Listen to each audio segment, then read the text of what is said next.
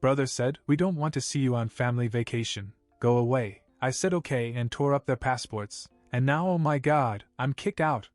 But I have something for them. It started with a casual question that I hadn't even thought about asking. "So where are you guys going this year?" I had just walked into the living room where my brother, Jason, and his wife, Rebecca, were sitting with our parents. They were talking excitedly about some big trip they were planning, and I assumed we'd all be going. I mean, why wouldn't we? It's always been that way. Jason didn't even hesitate. "We don't want you on our family vacation. Get out." I blinked. For a second, I thought I'd misheard him. But then Rebecca gave this little snort, and my mom and dad exchanged these looks like they were silently agreeing. "Wait, what?" I asked, trying to process what I just heard. Jason leaned forward like he was doubling down. "You're not part of this, okay? It's a family trip. You're just going to ruin it." I stood there for a few seconds stunned. This was Jason. My brother. The guy I'd practically carried through life for years. I'd bailed him and Rebecca out of debt when they were drowning, paid for their anniversary present a $45,000 car, no less, and even paid for Mom and Dad's home repairs when they couldn't afford it. And now? Now they were telling me to stay out of their plans? It was Rebecca who sealed the deal on the absurdity. "It's just necessary," she said, with that smug little smile that made me want to throw something. I don't know what kept me from losing it right then and there. Maybe I was too shocked to react, or maybe I just didn't want to give them the satisfaction. I smiled tightly, nodded and said, "Okay. I'll go. I won't bother you." I turned and walked out of the room, their laughter and voices fading behind me. But something clicked inside me that night. For the first time, I really saw them for what they were: selfish, greedy, and completely uninterested in me as a person. They didn't care about the times I had stepped in and saved them from sinking. They didn't care that I was now in financial trouble. They just cared that I wasn't useful to them anymore. And that's when I decided to act. That evening, while they were out in the courtyard drinking tea and laughing as if everything was perfect, I went into my parents' room. The passports were right where they always were, in the closet on the top shelf. Jason and Rebecca's passports were in their room, in the same place. They didn't even bother to hide them, probably because they never thought I'd do anything. But I was so angry that I couldn't even think straight. Before I knew it, I was sitting at the dining room table, tearing up the passports. When I was done, I left the shreds out in the open. I didn't care who found them first. Let them scream. Let them fight. At least this time they'd have a real reason to leave me out. Rebecca was the first to find her. Her scream was so loud that I heard it from my room, where I was calmly packing my things. Within seconds, Jason and my parents were there, and the screaming began. I walked out into a hallway as they pieced together what had happened. "You did this!" Rebecca yelled at me, her face red and angry. I didn't deny it. I just stood there as Jason came at me, fists clenched, while my parents looked at me as if I'd grown a second head. "You're crazy," Jason spat. I shrugged. "You planned all this with the money I gave you, and now you don't even want me around? You treat me like garbage because I can't give you handouts anymore? You're the selfish ones. All of you." That's when my dad lost it. "Get out of my house. Now! Are you serious?" I shot back. "If it wasn't for me, this house would have fallen apart years ago. You wouldn't even have this warm floor you're standing on. Get out!" So I did. I packed a bag, grabbed my wallet, and left without another word. But as I walked out the door, I turned around and said, "You're going to regret this. All of you." And I meant it. I checked into a cheap hotel that night, still angry but strangely calm. I wasn't sure what my next move would be, but I knew one thing for sure: I wasn't going to let them walk all over me anymore. The next morning, I grabbed breakfast and decided to take a walk to clear my head. While scrolling through my phone, I saw something that gave me an idea. It was a real estate listing, a beautiful little rental house, just on the outskirts of town.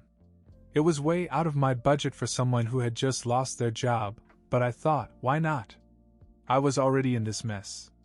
I called the realtor, met her that afternoon, and signed the lease on the spot.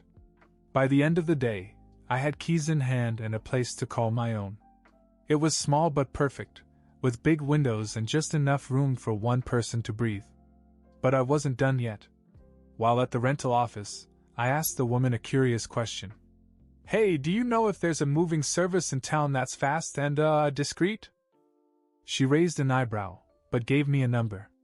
Later that evening, I showed up at my parents' house with 2 movers and a truck.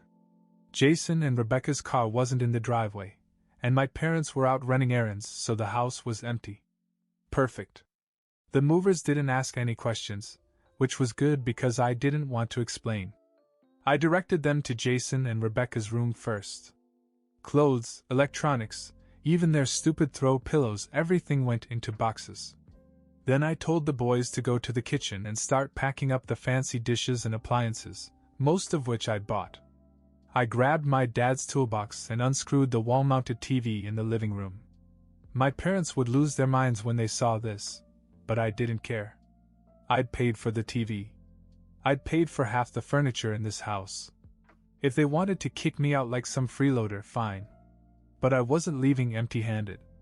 By the time my parents pulled into the driveway, the truck was loaded and the movers were securing the last few boxes. My mom's jaw dropped when she saw the truck. "What the hell is going on?" I stepped out of the house holding her espresso machine. "Oh, this? I'm just taking what's mine." She started to scream, but I ignored her and motioned for the movers to move on. My dad got out of the car angry, but when he saw the mess, he froze. "You're stealing from us now?" he yelled. "Stealing?" I laughed. No. I'm just reclaiming my investments. You know, the ones you conveniently forgot about when you told me to get out. My dad stormed up to me, but before he could say anything else, I held up a piece of paper. "And don't bother calling the police. I have receipts for most of this stuff." That shut him up. As they stood there, stuttering and screaming, I got into my car and followed the truck back to my new apartment. That night, I sat in my living room, surrounded by their stuff, and realized how quiet it was without their constant noise. It was peaceful. But I wasn't done. The next morning I woke up to about 20 missed calls and a dozen texts, mostly from my mom. Jason had sent a few too, though his were full of threats and insults. I ignored them all. In the afternoon there was a knock on my door. It was Rebecca. She was standing there with her arms crossed, looking more angry than I'd ever seen her. "You're going to get all our stuff back," she said. I grinned. "And why would I do that?" "Because," she hissed, "you'll regret it if you don't." I leaned against the door frame. "Oh, Rebecca, I've already regretted so much." "You and Jason? You're not even at the top of the list." She opened her mouth to speak, but then her phone buzzed. She looked at the screen, her face going pale. She turned on her heel and walked away without another word. I didn't think much of it until later that night when I got a text from a number I didn't recognize. "You've gone too far. Meet me at the coffee shop on Main Street at 8. Jason." I stared at the screen, debating whether to go. I wasn't afraid of Jason, but something about the tone was different. Curious, I decided to go, but I didn't expect much. When I got there, Jason was sitting in the back corner, looking panicked. This was new. He wasn't the smug, overconfident brother I was used to seeing. "We need to talk," he said as soon as I sat down. "About?"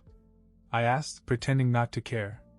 "Rebecca found out," he said quietly. "Found out what?" Jason hesitated, looking around as if someone might overhear. "About the money. About how I lied. About everything." I blinked. "What are you talking about?" Jason buried his face in his hands and mumbled. "I told her I paid for the car. And the house repairs. And the anniversary trip to Hawaii. I didn't tell her it was all your money." I sat back, stunned. "Wow. So not only are you a terrible brother, you're a liar." "Nice. She's threatening to leave me," he said, ignoring my jab. "She said if I don't fix this, she's gone." I couldn't help but laugh. And what exactly do you expect me to do about it? Jason leaned forward, desperation in his eyes. Just take some of the blame, okay? Tell her it was a gift, that you wanted to help us. She doesn't have to know that I lied. I stared at him for a long moment, then stood up. You know what, Jason? You're right. I will fix this. But not the way you're hoping. And with that, I walked out, already planning my next move. When I walked out of that coffee shop, I was done with Jason and the whole family. Completely done.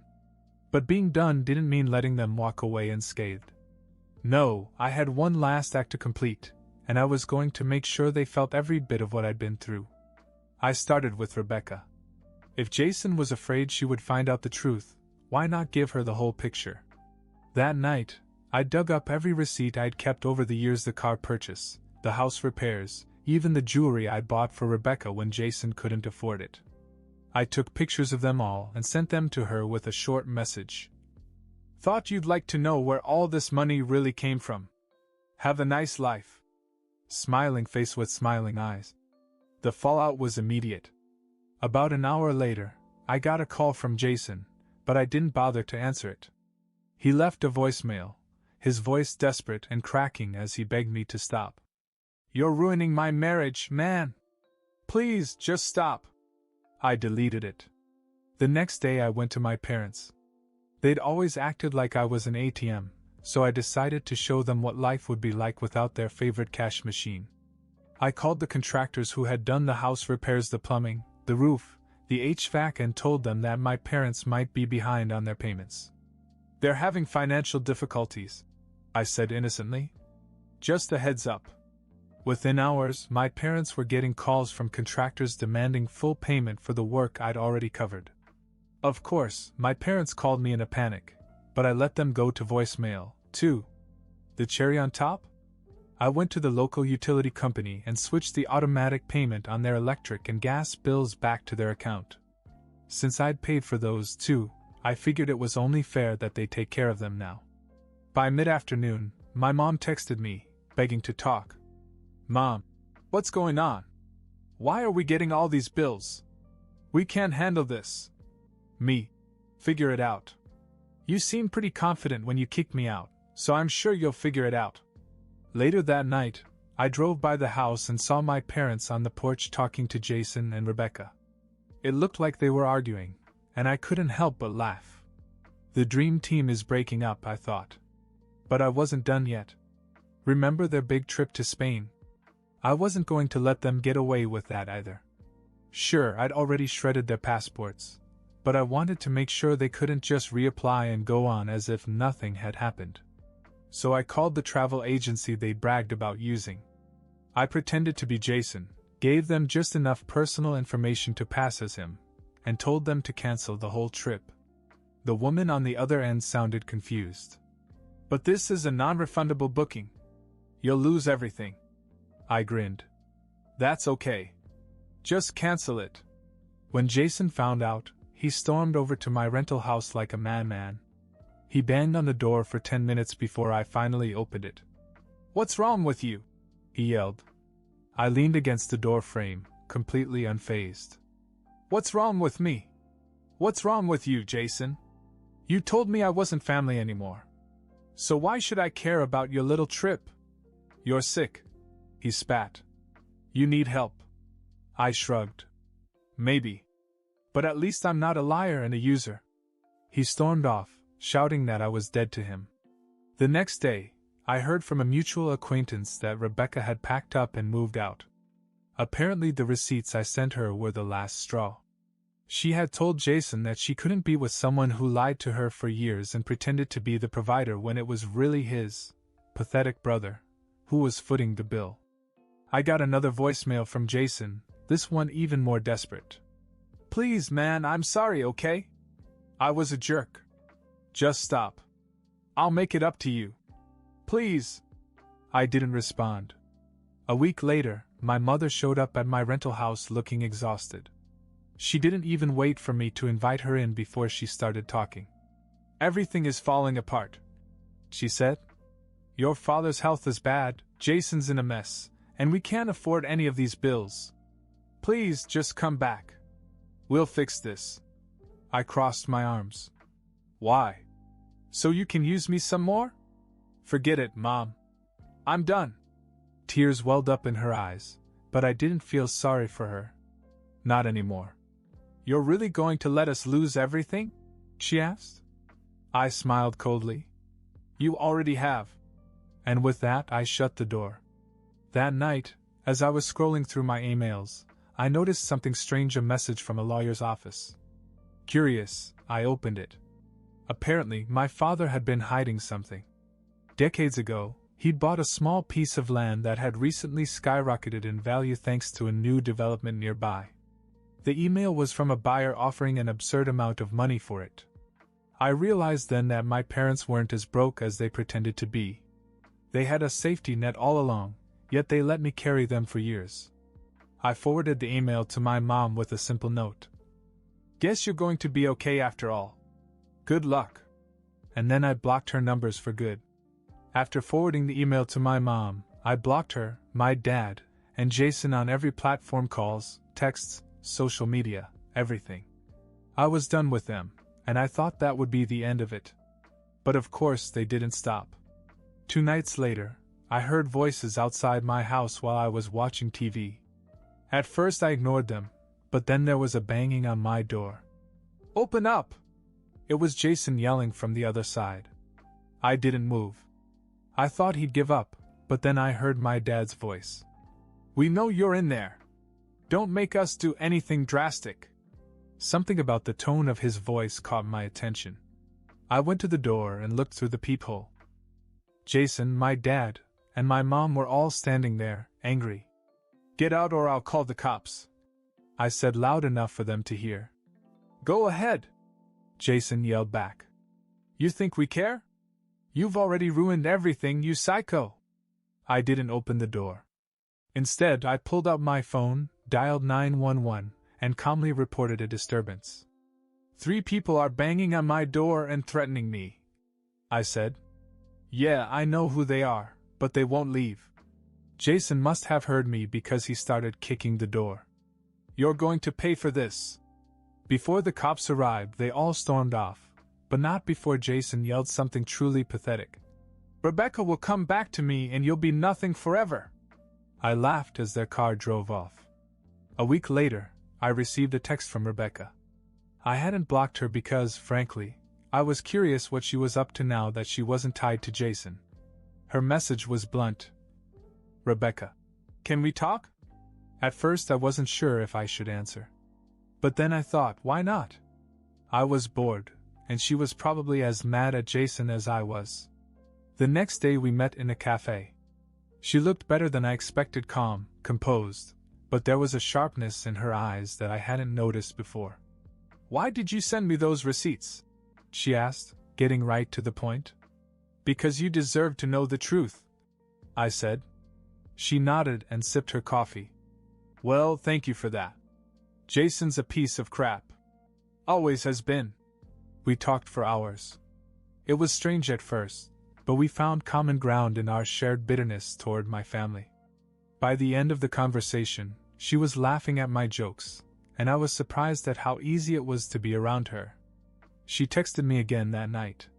Rebecca, do you want to come over? I knew it was a bad idea. I knew I was crossing a line that I could never cross again. But I also knew that Jason would lose his mind if he found out. So I went. What started as one night turned into weeks and then months. Rebecca and I kept things casual, no strings, no promises, just an escape for both of us. She was angry at Jason for lying to her all these years, and I was still angry at how my family had treated me. It wasn't love. Not even close.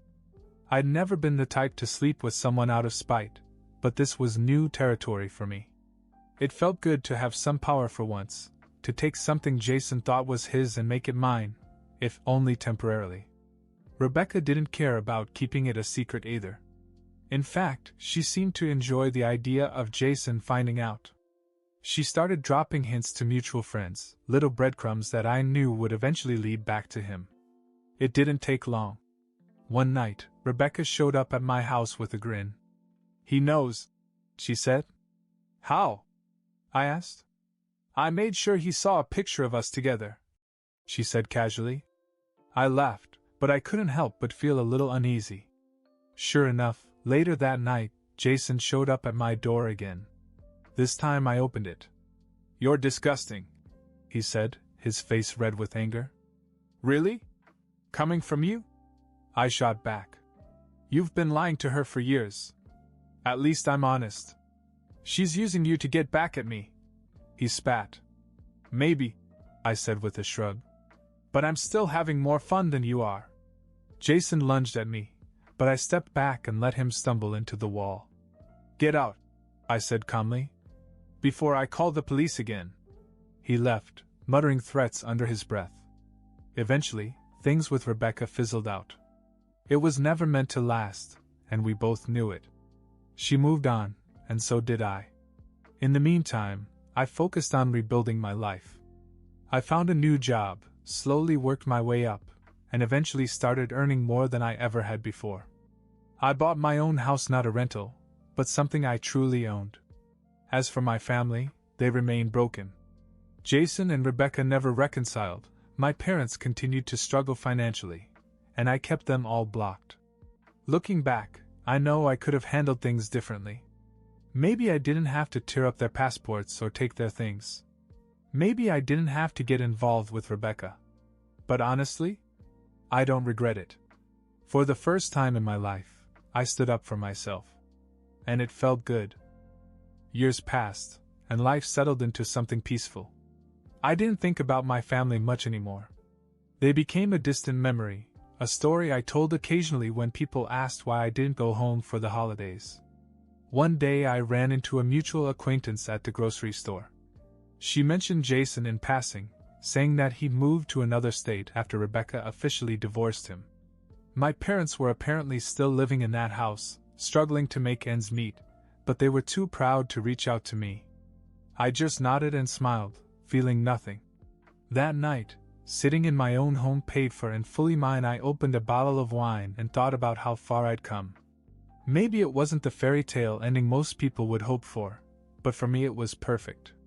I had my life back, free of their greed and manipulation. And that was more than enough.